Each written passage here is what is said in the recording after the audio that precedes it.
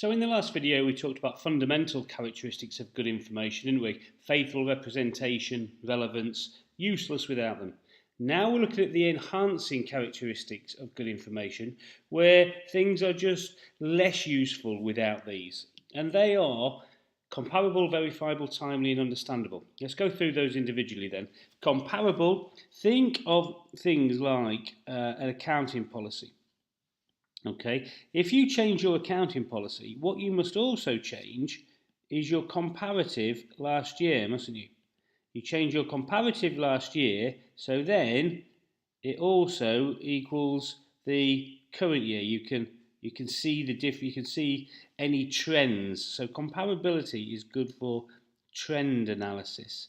All right, so an accounting policy change is a good example of it. We change it this year in the current year, and then we go back and we pretend it happened last year. We change the comparative as well, so that it is comparable, so that it allows us to do trend analysis. Verifiable, that just means that independent users would agree on how we've treated the item, ensure that it is faithfully represented. Timely enough, in time for users to make decisions. No good giving the information really late, a lot less useful then. And understandable, that just means that the account should be clear and concise. Now that doesn't mean no complex information. You still include complex information.